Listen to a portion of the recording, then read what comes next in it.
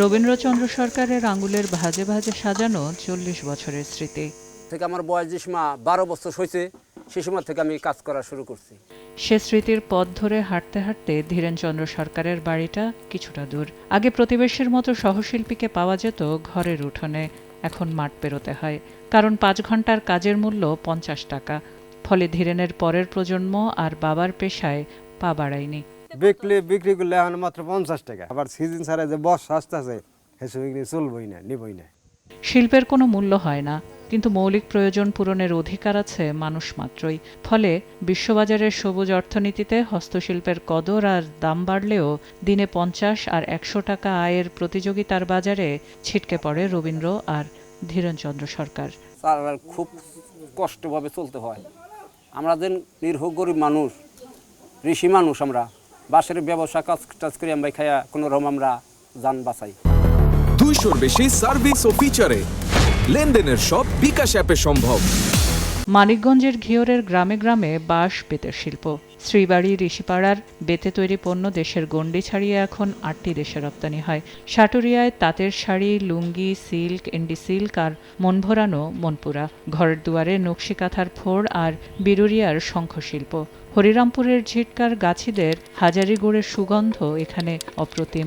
এমন দেশের আনাচে কানাচে ধানের মাঠ ছাড়াও কৃষকের ছোট উঠোন বড় অর্থনীতিতে অক্সিজেনের যোগানের এখন একমাত্র ভরসা। ক্রিয়েটিভ ইন্ডাস্ট্রির মধ্যে আমাদের গ্রামে গঞ্জে এই গ্রাম বাংলা যারা মানুষজন আছে, রুরাল বাংলাতে এই একেবারে কামার কুমার থেকে তাঁতি থেকে শুরু করে আপনার কি বলে কুটির শিল্পে যারা আছে, এই লোকগুলোকে আমরা কিভাবে সাপোর্ট দেবো? এদেরকে তো সবসময় বঞ্চিত করা হয়েছে, অর্থনৈতিক প্রোগ্রামে কোনো সময় আসেনি। কিন্তু এদেরকে সমর্থন দিলে এদের প্রোডাক্টগুলোর দামও বেড়ে যাবে। এগুলোকে আমরা ট্রেডেবল গুডসে পরিণত করতে পারলে দেশে বিদেশিগুলোর একটা বড় মার্কেট সৃষ্টি করা সম্ভব। বাংলাদেশের শৌখিন শিল্পের চাহিদা রয়েছে ইউরোপ, যুক্তরাজ্য, যুক্তরাষ্ট্র, জার্মানি, ইতালি, অস্ট্রেলিয়া, কানাডা ও মধ্যপ্রাচ্যের বাজারে।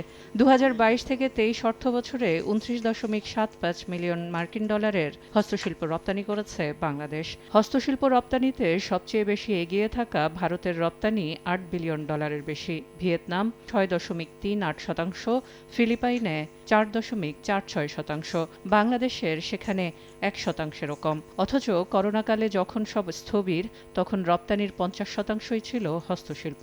অথচ সরকার ঘোষিত প্রণোদনা সুবিধায় অবহেলিত এ খাতের মানুষ। তবে এবার বৈশ্বিক অর্থনৈতিক মন্দা ঠেকিয়ে নিজেদের টিকিয়ে রাখতে গ্রামগঞ্জের বিশেষ ও বৈচিত্র্যপূর্ণ শিল্প ও পণ্য বিশ্ববাজারে তুলে ধরার দায়িত্ব নিচ্ছে ব্যাংকগুলো। এক ধরনের অভিভাবকত্ব নিয়ে ওখানে কি করে ওই পার্টিকুলার পণ্যের যে উদ্যোক্তা বা উৎপাদক তাদের কাছে যেন আমরা ব্যাংকিং সুবিধাগুলো দিতে পারি, যাতে তারা গ্লোবাল মার্কেটেও ঢুকতে পারে, লোকাল বড় মার্কেটে ঢুকতে পারে। বাংলাদেশ ব্যাংক বলছে ক্ষুদ্র অর্থনীতিতেই লুকিয়ে আছে টেকসই প্রবৃদ্ধি। ফলে কৃষিভিত্তিক ও হস্তশিল্পে জোর দিয়ে তৃণমূলে ব্যাংক ঋণ পৌঁছে দেওয়া থেকে বাজারজাতের দায়িত্ব থাকছে ব্যাংক খাতের উপর। অর্থায়ন করা হবে, সেগুলোর বিপণনের যে প্রসেস আছে সেখানেও অর্থায়ন করা হবে এবং ভ্যালু চেইন ক্ষেত্রে সাপোর্ট দেওয়ার জন্য অর্থায়ন করা হবে। অর্থাৎ ব্যাংকিং চ্যানেলটাকে আমরা ব্যবহার করব, এর মাধ্যমে আমাদের জাতীয় অর্থনীতির সাথে যাতে এই প্রোডাক্টগুলো সম্পৃক্ত হয়। মানিকগঞ্জের ঘিওরের প্রতিটি ঘরেই একসময় শিল্পী ছিল। এই মুহূর্তে মাত্র ২০%-ও কম শিল্পী নিজেদের স্থানীয় যে শিল্প সেটিকে টিকিয়ে রেখেছে।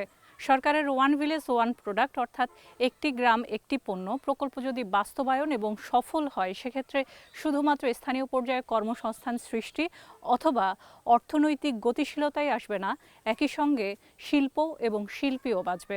পাশাপাশি পরিচিতি পাবে নতুন করে গ্রামগুলো। সেলিয়া সুলতানা, সময় সংবাদ, মানিকগঞ্জ।